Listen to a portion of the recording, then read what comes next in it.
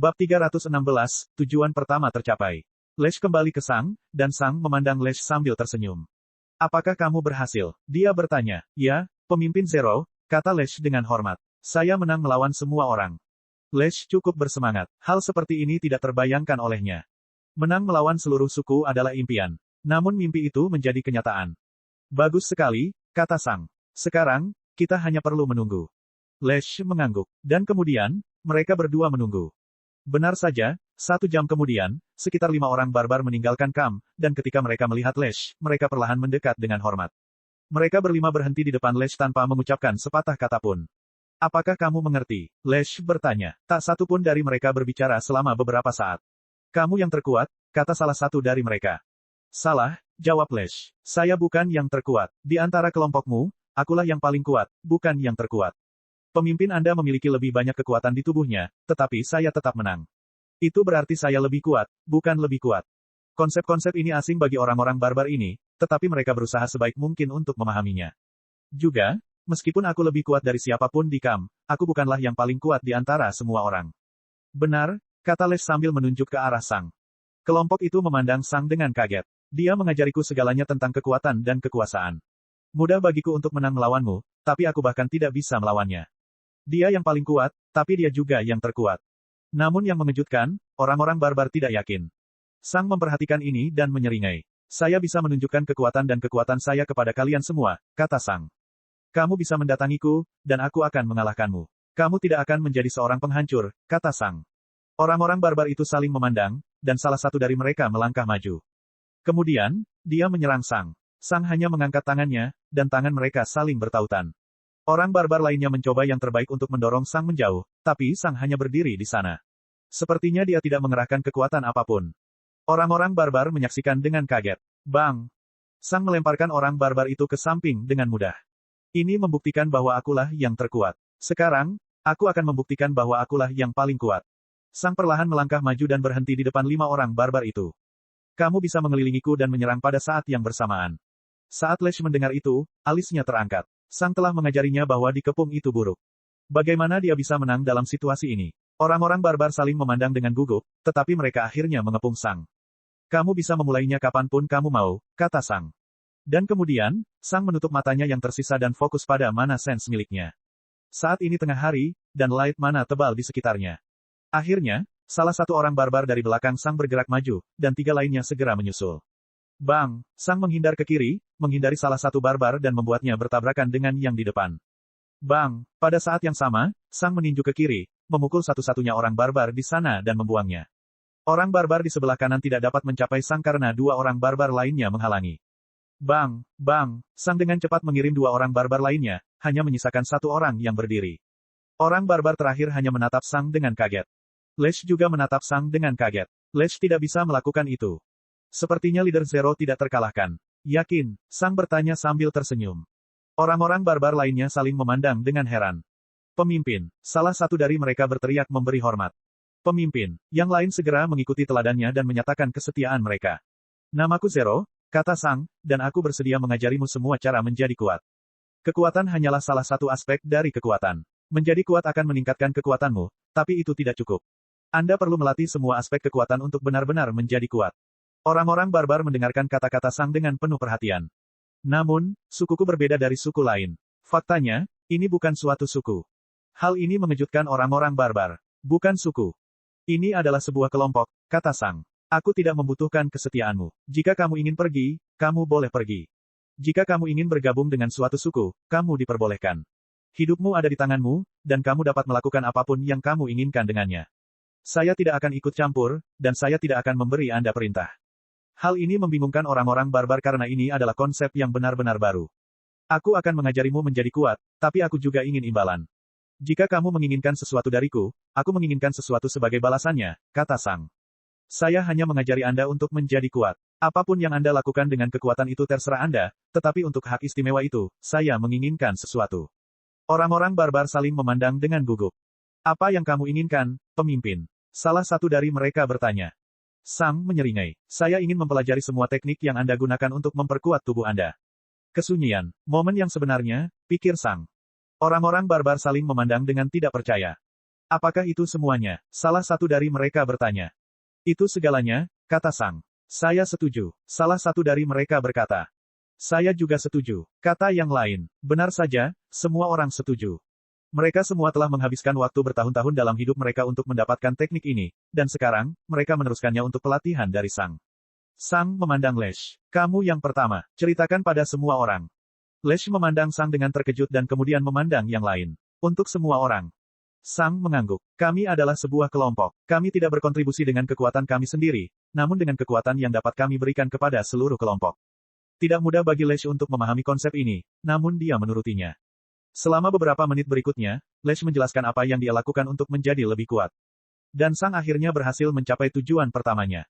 Dia sekarang tahu bagaimana orang barbar memperkuat tubuh mereka. Dan Sang cukup yakin bahwa dia bisa menggunakannya dengan prosedur tersebut. Benar saja, ada cara untuk meningkatkan kekuatan tubuhku lebih jauh lagi.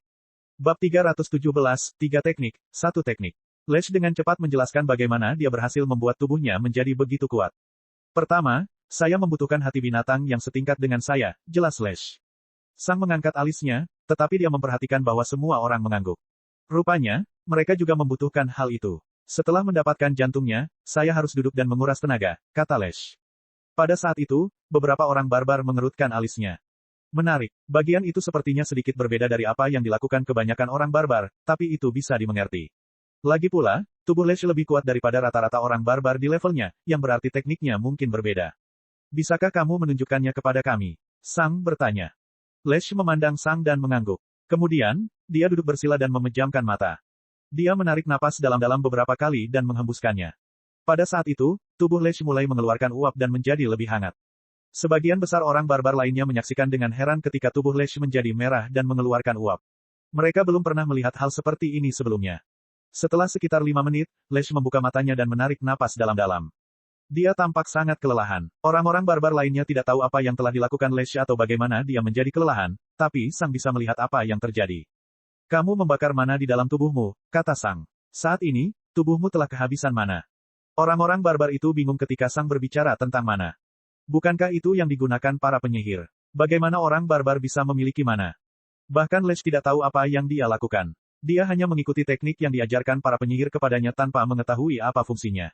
Setelah itu, saya mengkonsumsi jantung binatang itu, kata Lesh. Orang-orang barbar lainnya mengangguk. Kalau begitu, aku harus melatih tubuhku selama 1 jam, lanjut Lesh.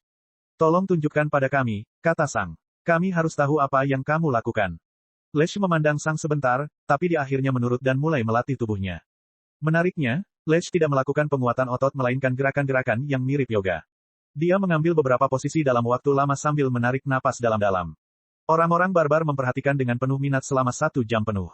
Akhirnya, Lesh menyelesaikan penampilannya. Itu saja, katanya. Setelah melakukan penguatan, saya harus menunggu selama 1 bulan. Para penyihir mengatakan jika saya tidak menunggu selama sebulan, saya akan terkontaminasi oleh binatang yang saya makan. Sang mengangguk. Jadi, ada 3 bagian dalam proses penguatannya. Pertama, dia mengosongkan mana di tubuhnya. Kedua, dia memakan hati. Ketiga, pada dasarnya dia melakukan yoga selama 1 jam. Terima kasih, kata Sang sebelum melihat ke arah orang barbar lainnya. Kamu sekarang. Orang barbar itu mengerutkan kening tetapi menurutinya. Saya harus mengkonsumsi hati binatang buas pada level saya. Saya tidak perlu menguras tenaga sebelum melakukannya. Orang-orang barbar lainnya mengangguk. Rupanya, mereka juga tidak perlu menghabiskan mana mereka terlebih dahulu. Setelah memakan jantung, saya harus berlatih dengan seluruh kekuatan saya. Ini sangat melelahkan dan sulit, kata si barbar. Bisakah Anda mendemonstrasikannya? Sang bertanya. Anda telah melihat Lesh menunjukkan tekniknya, dan saya juga perlu melihat apa yang harus Anda lakukan. Orang barbar itu menarik napas dalam-dalam, tapi dia menurutinya. Dia berdiri dan menarik napas dalam-dalam. Dan kemudian, dia meledak di kejauhan. Semua orang melihat orang barbar itu berlari dengan kecepatan penuh. Mereka tahu betapa kuatnya tubuhnya, dan mencapai kecepatan seperti itu mungkin merupakan batas absolutnya. Itu setara dengan dia berlari demi hidupnya. Setelah beberapa menit, dia berlari kembali ke semua orang dan berhenti, wajahnya sangat merah. Kemudian, dia melompat ke tanah dan dengan kasar melakukan push-up 1 demi 1. Dia tidak berhenti sampai sikunya mulai berderit. Setelah itu, dia melakukan beberapa teknik penguatan lagi, dan dia mendorong semuanya hingga batasnya. Mungkin agak sakit, dan setelah 2 jam, dia terjatuh ke tanah, tidak bisa bergerak. Semua orang menunggu dia pulih. Itu dia, kata si barbar pada akhirnya sambil perlahan kembali. Sang sedang menggaruk dagunya sambil berpikir. Kemudian, dia melihat orang barbar berikutnya. Bagaimana denganmu? Orang barbar itu mengerutkan kening. Aku membutuhkan hati yang buas, dan aku harus berlatih dengan seluruh kekuatanku, sama seperti dia, katanya sambil menunjuk ke arah orang barbar lainnya. Apakah kamu melakukan latihan yang sama? Sang bertanya. Mereka mirip, tapi tidak jauh berbeda, kata si barbar. Para penyihir hanya memberitahuku bahwa aku harus berlatih sekeras yang aku bisa. Semakin banyak rasa sakit dan kelelahan yang aku rasakan, semakin besar efeknya. Hal itu membuat sinar muncul di mata Sang. Para penyihir tidak memberitahumu secara pasti bagaimana cara bergerak. Kedua orang barbar itu mengangguk. Sang memandang Lesh. Apakah para penyihir mengajarimu cara berlatih? Lesh mengangguk. Sang kembali menatap si barbar. Dan kamu juga tidak perlu memaksakan diri sebelum mengkonsumsi jantungnya. Orang barbar itu mengangguk. Apakah hanya itu saja yang berbeda? Sang bertanya. Tidak, ada satu hal lagi, kata si barbar. Saya harus menunggu 2 bulan untuk mengonsumsi jantung lagi. Menarik, pikir Sang. Saat ini, dia sudah menebak mengapa tekniknya berbeda. Berapa yang harus kamu bayar untuk teknikmu? Sang bertanya. Saya harus bertugas di ketentaraan selama 5 tahun, kata orang barbar itu. Sang memandangi orang barbar lainnya. 5 tahun, katanya. Lalu, dia melihat ke arah Lesh. 50 tahun. Orang barbar lainnya terkejut saat mendengar itu. Kamu mengambil teknik terbaik kedua. Salah satu dari mereka bertanya dengan kaget. Lesh mengangguk. Saat itu, orang barbar merasa sedikit bersalah. Mereka telah mendengar bagaimana menggunakan teknik yang sangat mahal ini tanpa imbalan apapun. Aku akan membalas budimu di masa depan, salah satu orang barbar berkata kepada Lesh. Beri kelompok ini lebih banyak kekuatan, kata Lesh. Leader Zero mengatakan bahwa kekuatan yang kita bawa ke grup lebih penting daripada kekuatan kita sendiri. Tapi si barbar tidak yakin apakah dia bisa menerimanya. Ia masih merasa bersalah karena menerima sesuatu yang begitu berharga secara cuma-cuma. Saya membayar 20 tahun. Semua orang memandang orang barbar lain dalam kelompok mereka. Dari orang-orang yang meninggalkan Kam, dialah yang terkuat. Bagaimana kamu berlatih? Sang bertanya. Aku harus menguras badanku dulu, katanya sambil melirik ke arah Lesh. Kalau begitu, aku makan jantungnya. Setelah itu, si barbar mengerutkan kening. Dan aku berlatih seperti yang lain. Para penyihir tidak pernah mengajariku cara berlatih dengan tepat. Sekarang, gambarannya menjadi jelas, dan bahkan orang-orang barbar pun menyadari apa yang telah terjadi. Teknik berbeda yang ditawarkan para penyihir kepada orang barbar untuk jangka waktu pengabdian yang berbeda sebenarnya adalah teknik yang sama. Mereka sama sekali tidak mengajari orang-orang barbar itu seluruhnya. Dan dengan harga teknik yang sangat mahal, tidak ada orang barbar yang mau menceritakan tekniknya kepada orang lain. Bagaimanapun, mereka membayar bertahun-tahun hidup mereka untuk teknik mereka. Tentu saja, masih ada beberapa orang yang tidak mementingkan diri sendiri di luar sana, dan mereka tidak memiliki masalah dalam mengajarkan teknik mereka kepada orang lain. Tapi jika hal itu terungkap dan para penyihir mendengarnya, mereka akan meminta sejumlah pembayaran dari siapapun yang telah diajari teknik itu oleh orang barbar lain. Ketika Sang meminta semua orang untuk membagikan teknik mereka, orang-orang barbar saat ini tahu apa maksudnya. Jika diketahui bahwa mereka mempelajari teknik Lesh, mereka harus melakukan servis lebih lama. Tapi mereka telah menerimanya. Tapi itu bukan teknik yang lengkap, kan? Sang bertanya sambil melihat ke arah orang barbar tertentu. Orang barbar itu mengangguk. Ada satu yang lebih mahal, dan itu berarti kamu akan selamanya mengabdi pada para penyihir. Tapi jika kamu menjadi cukup kuat, kamu bisa memiliki banyak istri dan anak, dan kamu tidak perlu mempertaruhkan nyawamu. Itu sebabnya beberapa orang barbar memilih teknik itu. Pemimpin kami sebelumnya melatih teknik itu. Sang melihat ke arah Kam. Orang barbar jangkung di Kam. Orang barbar itu mengangguk. Sang hanya menggaruk dagunya. Seharusnya ada satu bagian lagi dari teknik itu, dan orang barbar di Kam harus mengetahuinya. Bab 318, menguraikan teknik. Selama beberapa hari berikutnya, Sang melatih orang-orang barbar yang berkumpul. Karena jumlah mereka sekarang lebih banyak, Sang dapat membuat pasangan. Hal ini memperlambat pertumbuhan individu, namun memungkinkan Sang untuk mengajar lebih banyak orang sekaligus. Sang kebanyakan hanya berjalan-jalan dan mengoreksi gerakan kelompok seperti seorang instruktur.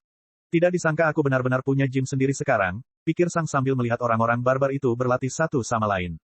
Dari waktu ke waktu, Sang juga berlatih dengan Lesh karena dia terlalu kuat untuk orang lain saat ini. Namun, sebagian besar waktu, Sang fokus pada tekniknya. Dia mencoba merancang sendiri komponen terakhir dari teknik ini. Saat ini, saya cukup yakin tentang cara kerja teknik ini. Pertama, orang barbar harus mengosongkan mana mereka untuk memberi ruang bagi mana binatang itu. Setelah itu, mereka mengonsumsi sebagian besar mana monster itu dengan mengonsumsi jantungnya. Mana binatang itu menyapu tubuh mereka tanpa hambatan dan mempengaruhi tubuh mereka. Itu adalah kekuatan yang sangat kuat, tetapi tubuh tidak akan menyerap benda asing seperti itu begitu saja. Karena itu, orang barbar harus mengerahkan tubuhnya. Pelatihan dasar memaksa tubuh menyerap mana untuk energi dan bahan bakar. Namun, banyak mana eksternal juga akan diserap dengan cara ini, menurunkan kepadatan mana binatang itu. Tetapi dengan menggunakan gerakan tertentu, para barbar tanpa sadar berkonsentrasi penuh pada mana yang sudah tersedia di dalam tubuh mereka, yang merupakan jantung dari binatang itu. Namun, karena jantung binatang itu harus berada pada levelnya, dan karena tubuh binatang itu jauh lebih kuat daripada tubuh orang barbar, binatang itu memiliki mana yang jauh lebih banyak. Mereka memiliki lebih banyak mana asing di tubuh mereka daripada yang bisa ditangani oleh tubuh mereka. Disitulah periode cooldown yang berbeda berperan. Untuk beberapa alasan, mana binatang itu mungkin menjadi berbahaya atau tidak dapat digunakan setelah penguatan, dan semakin banyak mana yang tersisa, semakin lama waktu yang dibutuhkan untuk menghilang secara alami. Dengan menyerap lebih banyak selama penguatan, si barbar harus menunggu lebih sedikit waktu untuk berlatih lagi. Jadi, tujuan akhirnya adalah membuat pelatihan menjadi lebih efisien. Bagian terakhir dari teknik ini akan mengurangi periode cooldown lebih banyak lagi dan meningkatkan efisiensi pelatihan. Tubuh sudah kehabisan mana, dan tubuh sudah menyerap semua yang bisa dihasilkan dari jantung binatang hanya dengan menggunakannya sebagai bahan bakar. Kedua aspek ini tidak dapat diperbaiki. Bagaimana seseorang bisa menyerap mana lebih banyak daripada yang bisa diserap tubuhnya tanpa membahayakannya? Ini adalah bagian yang menjadi masalah bagi Sang. Pelatihan dan efisiensi tidak dapat ditingkatkan lagi. Itu sudah sebaik yang bisa didapat. Seseorang hanya bisa memasukkan begitu banyak cairan ke dalam botol. Setelah beberapa hari pelatihan, Sang bertanya kepada orang-orang barbar tentang bagaimana mereka bisa mencapai panggung komandan. Saat itulah Sang juga mengetahui nama-nama tahapan kaum barbar. Tahap pertama adalah tahap muda, dan itu setara dengan tahap prajurit bagi para pejuang. Tahap kedua adalah tahap petarung, dan setara dengan tahap umum bagi para pejuang. Dan tahap ketiga disebut tahap juara, dan itu setara dengan tahap komandan bagi para pejuang. Tahap jalan sejati tidak ada bagi orang barbar. Orang-orang barbar menjelaskan kepada Sang cara kerjanya dalam tahapan transisi. Dan yang mengejutkan, apa yang dipelajari Sang memberitahunya banyak hal tentang para penyihir di kerajaan Grand Mountain. Mustahil bagi orang barbar untuk mencapai tahap baru tanpa bantuan seorang mage. Jika seorang Yongling ingin menjadi seorang fighter, mereka membutuhkan seorang mage. Ketika seorang Yongling siap menjadi seorang pejuang, mereka harus meminta kenaikan dari para penyihir. Jika kenaikan dikabulkan, anak muda akan mengikuti ahli air ke dalam gedung yang aneh. Di sana, si anak muda akan mengalami sesuatu yang mengerikan. Sebagian besar kulit mereka akan terpotong dan digantikan oleh kulit binatang. Itu sangat menyakitkan, dan banyak orang barbar yang mati selama kenaikan pertama mereka. Tentu saja, orang barbar dapat meminta anestesi, tetapi mereka harus menghabiskan beberapa tahun lagi di militer. Ahli air bertanggung jawab menjaga anak muda tetap hidup selama kenaikan. Jika Yongling berhasil bertahan, mereka menjadi fighter. Namun segalanya sedikit berbeda ketika mencapai tahap juara. Pertama-tama, anestesi adalah suatu keharusan. Para penyihir tidak akan melakukan operasi tanpa anestesi. Akan ada lebih banyak penyihir yang hadir. Tentu saja, karena anestesi, tidak ada orang barbar yang mengetahui apa yang terjadi selama kenaikan. Satu-satunya hal yang mereka tahu adalah bahwa mereka terbangun dengan perasaan tidak terbiasa dengan tubuh mereka sendiri dan dengan lebih banyak darah dan darah kental di sekitar mereka. Para penyihir memiliki kendali penuh atas kaum barbar karena hanya mereka yang memiliki kemampuan penyembuhan. Jika orang-orang barbar mencoba kenaikan ini sendiri, mereka akan mati kecuali mereka memiliki tubuh pejuang. Tetapi proses kenaikan terdengar sangat mirip dengan prosedur. Kenaikan pertama mungkin menggantikan kulit, dan kenaikan kedua mungkin menggantikan otot dan sebagian darah. Itu juga menjelaskan mengapa para penyihir belum mampu menciptakan seorang barbar tahap jalan sejati. Mereka tahu bahwa hanya tulang dan organ yang tersisa, tapi bagaimana mereka mengganti bagian-bagian tersebut tanpa membunuh orang barbar. Hanya ada sedikit trauma yang bisa ditangani oleh tubuh mereka. Organ binatang juga berbeda, dan mereka tidak dapat ditransplantasikan satu persatu tanpa membunuh orang barbar. Terlebih lagi, meskipun otot dan kulit fleksibel dan mudah dibentuk, hal-hal tidak mudah dilakukan pada tulang. Selain itu, menggali setiap tulang satu persatu dan menggantinya pasti akan membunuh orang barbar itu. Tetapi jika mereka berhasil melakukan itu, bukankah mereka akan menciptakan kembali prosedur guru? Sedihnya atau untungnya, para penyihir bukan dari bumi, dan mereka tidak mengenal tubuh manusia dan juga gurunya. Terlebih lagi, meski mereka mungkin punya firasat tentang cara mentransplantasikan organ dan tulang, mereka mungkin tidak tahu cara mengganti pikiran. Bagaimana cara mentransplantasikan otak binatang buas ke otak orang barbar tanpa membunuh orang barbar itu? Juga, karena kenaikan dilakukan dengan binatang yang berbeda pada kesempatan yang berbeda, tubuh bukanlah satu kesatuan yang utuh. Itu adalah makhluk yang terbuat dari bagian-bagian makhluk yang berbeda. Jelas bahwa prosedurnya jauh lebih baik daripada Ascension. Saat itu, Sang harus menyeringai. Dan itu mungkin juga berarti, jika aku berlatih sebagai seorang barbar, aku mungkin bisa dengan mudah mencapai tahap jalan sejati yang setara dengan mereka. Tentu saja, aku akan kehilangan kekuatan yang diberikan oleh tahap jalan sejati Sang Pejuang kepadaku. Tetapi tidak ada yang mengatakan bahwa aku tidak bisa melakukan keduanya, kan? Mungkin beginilah cara para pejuang kuno berlatih. Mereka menyatu dengan binatang untuk meningkatkan kekuatan mereka dan meningkatkan kekuatan fisik mereka lebih banyak lagi dengan menyerap lebih banyak binatang. Proses penguatan orang barbar tidak memakan waktu lama. Beberapa jam setiap 2 minggu sekali bukanlah sesuatu yang menyita seluruh waktunya. Untuk sisa waktu mereka mungkin bisa fokus pada jalur pejuang. Aku bisa melihat bagaimana para prajurit telah mencapai level penyihir. Tentu saja, mungkin ada metode yang lebih baik bagi penyihir untuk menjadi lebih kuat di masa depan. Lagi pula, para adept juga menjalani ketenangan mana ketika mereka menjadi penyihir sejati, yang semakin meningkatkan kekuatan mereka. Namun, mungkin ada lebih banyak metode di masa lalu untuk menutup kesenjangan tersebut. Sang mohon diri dari orang-orang barbar setelah mendengar tentang kenaikan. Dia tertarik pada sesuatu. Baiklah, jadi, untuk menjadi orang barbar yang benar-benar kuat, pada akhirnya mereka harus menjalani prosedur. Guru jelas lebih tahu apa yang harus dilakukan daripada para penyihir kerajaan Grand Mountain. Hal-hal apa saja yang harus diperhatikan guru selama prosedur? Apa yang hilang? Apa yang dilakukan guru yang tidak dilakukan oleh orang barbar? Dan saat itu juga, mata kanan Sang melebar. Afinitas. Orang-orang barbar hanya membutuhkan hati binatang pada level mereka, tetapi tidak satupun dari mereka yang berbicara tentang afinitas. Mereka mungkin bahkan tidak tahu apa itu afinitas. Jika afinitas binatang itu sama dengan afinitas orang barbar, akan lebih mudah untuk diintegrasikan. Jadi, itu teknik lengkapnya ya. Begitulah cara orang barbar berlatih. Bab 319, Kerajaan Bayangan Hitam. Sang akhirnya menguraikan teknik lengkapnya. Habiskan semua mana Anda, makan hati binatang buas pada level Anda dengan afinitas Anda, isolasi mana dari luar dan perkuat tubuh Anda. Ini seharusnya menjadi teknik lengkapnya. Namun, hal itu menimbulkan masalah lain. Tetapi jika aku ingin memanfaatkan sepenuhnya teknik itu, aku memerlukan sebuah kekejian, pikir Sang sambil mengerutkan kening, dan itu bukanlah hal yang umum.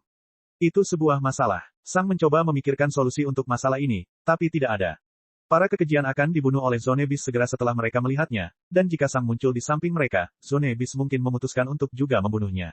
Tanda kuda guntur hanyalah saran untuk binatang zona, dan terlebih lagi, binatang buas di sini mungkin bahkan tidak mengenal kuda guntur.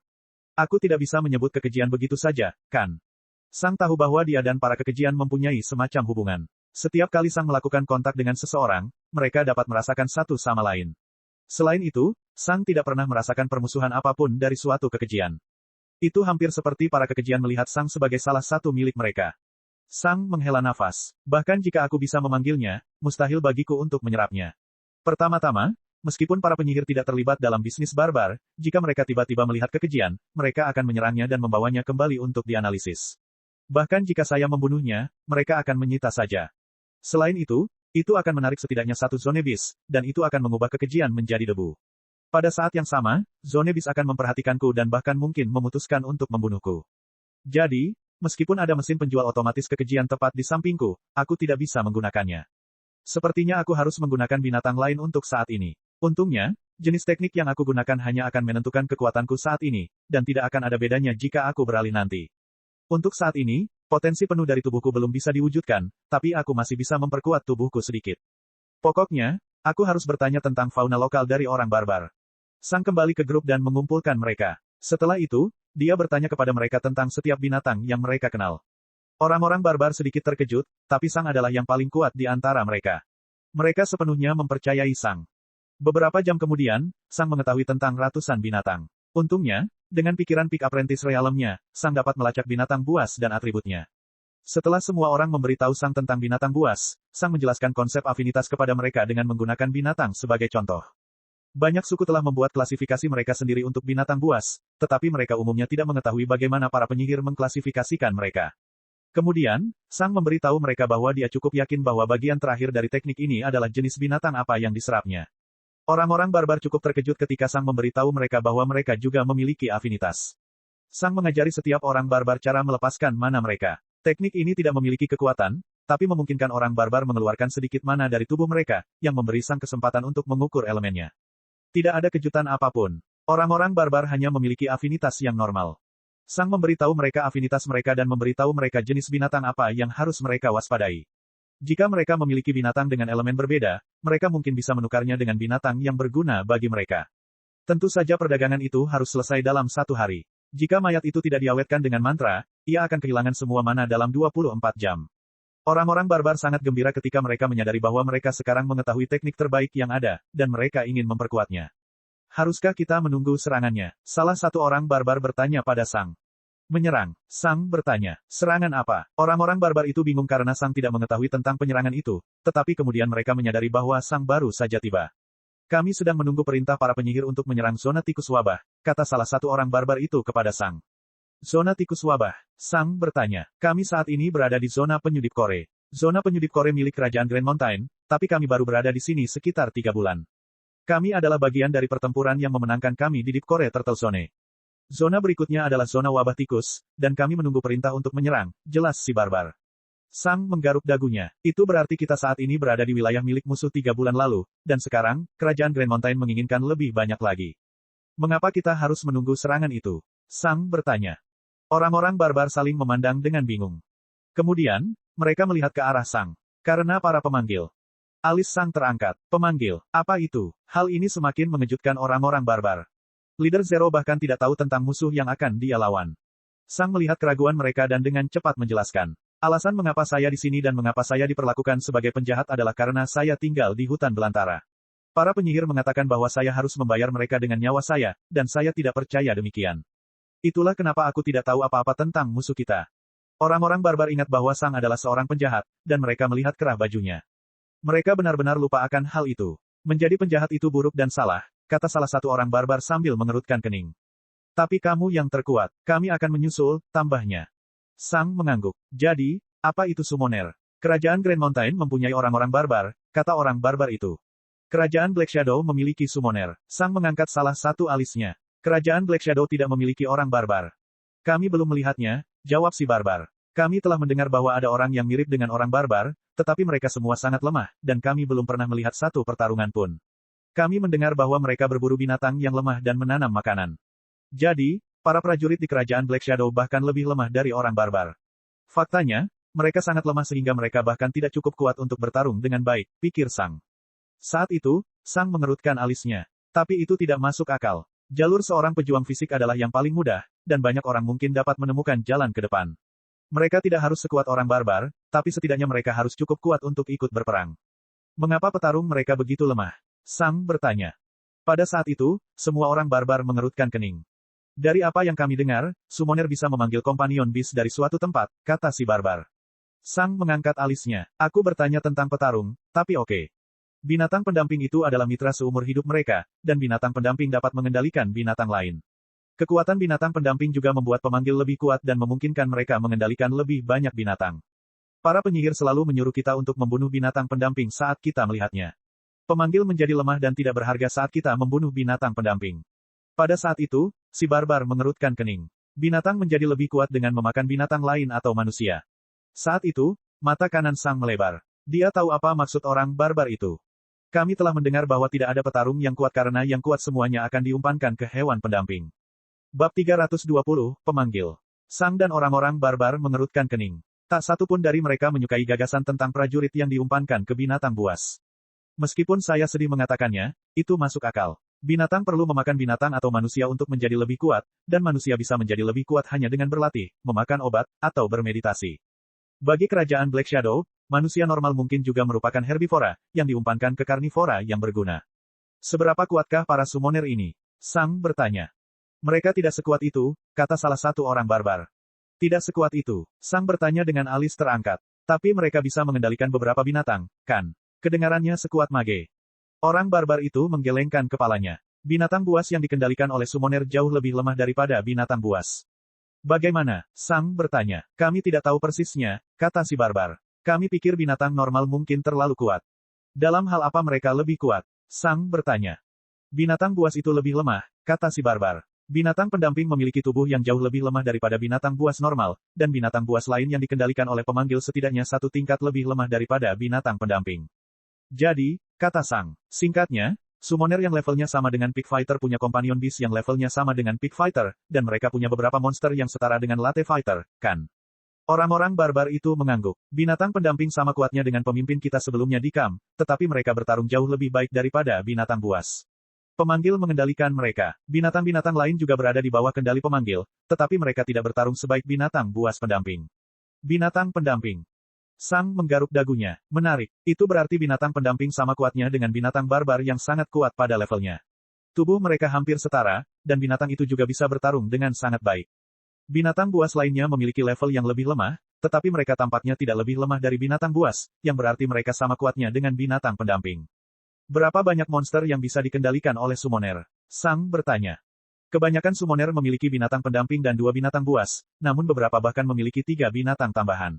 Kami bahkan pernah mendengar rumor tentang pemanggil dengan 4 binatang tambahan, tapi kami belum pernah melihatnya. Jadi, rata-rata summoner dapat memanggil total 3 monster, termasuk Companion Beast. Saya pikir, rata-rata, seorang summoner lebih kuat daripada seorang pejuang, tetapi potensi mereka mungkin tidak setinggi itu. Prajurit rata-rata akan dikelilingi oleh 3 binatang dengan tubuh yang lebih kuat, tetapi seorang pejuang yang sangat kuat mungkin bisa melawan 5 binatang. Sang memandangi orang-orang barbar itu. Tetapi bagi orang barbar, mungkin tidak. Seorang barbar mungkin bisa menghadapi Companion Beast pada levelnya dan mungkin yang kedua jika mereka benar-benar bagus. Tetapi masalahnya adalah orang-orang barbar tampaknya tidak memiliki bakat yang luar biasa. Kekuatan tubuh mereka menentukan segalanya. Haruskah kita menunggu serangannya? Salah satu orang barbar bertanya. Sang ingat apa yang memulai topik ini. Mereka ingin tahu apakah mereka harus keluar dan berburu binatang sekarang atau menunggu serangan untuk berburu binatang yang lebih cocok di sana.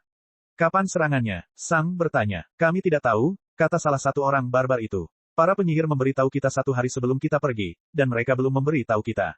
Baiklah, kata Sang. Saya pikir akan lebih baik berburu binatang sekarang. Orang-orang barbar itu mengangguk tanpa pertanyaan. Mereka tidak tahu mengapa Sang menyuruh mereka untuk memperkuat tubuh mereka sekarang, tapi mereka mempercayainya karena dia lebih kuat. Jika kita menunda penguatan kita, para penyihir akan curiga bahwa kita semua mengetahui teknik lengkapnya, kata Sang, menjelaskan alasannya. Karena itu, saya menyarankan Anda untuk memperkuat diri Anda secara normal, dan jika Anda menemukan kesempatan untuk mendapatkan binatang yang tepat, ambillah. Orang-orang barbar itu mengangguk. Di mana kita bisa menemukan binatang buas? Sang bertanya. Dia hanya melihat sedikit binatang buas di zona ini. Dia tidak terkejut karena dia tidak melihat manusia karena ini adalah tanah yang dilanda perang, tapi dia terkejut karena dia tidak menemukan satupun binatang buas. Mereka berada di terowongan jauh di bawah kita, kata salah seorang barbar.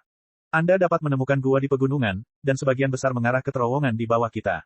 Jadi, ini seperti gua, pikir Sang. Baiklah, siapapun yang tidak bisa memperkuat dirinya saat ini. Sang bertanya. Semua orang barbar mengerutkan kening. Tak satu pun dari kita bisa, kata salah satu dari mereka. Pemimpin kami sebelumnya mengajak kami keluar untuk memperkuat diri sekitar sebulan yang lalu. Kebanyakan dari kami harus menunggu 1 bulan atau 2 minggu lagi. Sang mengangguk dan menatap Lash. Bagaimana denganmu? Bisa, jawab Lash. Sang sudah menduga hal itu. Lagi pula, mereka berdua telah dipenjara selama 2 minggu, melakukan perjalanan ke zona penyudip Kore, dan kemudian berlatih di sini selama total sekitar 3 minggu. Kalau begitu, ayo pergi. Kita akan memperkuat diri kita sendiri sekarang, kata Sang sambil berdiri. Kamu benar-benar beruntung dikirim ke sini. Mengapa Lash beruntung? Karena dia memiliki afinitas bumi, dan Deep Core Turtle juga memiliki afinitas bumi. Bawah tanah dipenuhi dengan binatang buas dengan afinitas bumi dan afinitas kegelapan karena mana bumi dan mana kegelapan berlimpah di bawah tanah. Orang-orang barbar lainnya juga berdiri, siap mengikuti. Kalian tidak perlu ikut dengan kami, kata Sang kepada mereka. Orang-orang barbar itu sedikit terkejut. Mereka tidak harus mengikuti mereka berdua. Mereka agak ragu. Bagaimanapun juga, Sang dan Lash perlu membunuh monster pada level mereka, dan monster Peak Fighter Stage sangat kuat. 2 orang barbar tidak bisa membunuh mereka sendirian. Bahkan pemimpin mereka sebelumnya membutuhkan 5 orang barbar lainnya untuk membantunya. Namun, mereka mempercayai Sang. Sang lebih kuat, dan jika dia mengatakan bahwa dia akan melakukan sesuatu yang mustahil, mereka akan mempercayainya. Begitulah orang barbar. Kami akan menunggumu, kata yang paling berkuasa di antara mereka. Sang mengangguk dan membawa Lash pergi. Membunuh monster panggung umum puncak. Itu tidak terlalu sulit bagi Sang. Cek cek cek cek cek cek cek cek. Rakan-rakan kultivator sekalian, sebelum retret, sila terus berkultivasi untuk jurus subscribe, like, share dan komentar agar sekte novel Zadim terus berkembang pesat.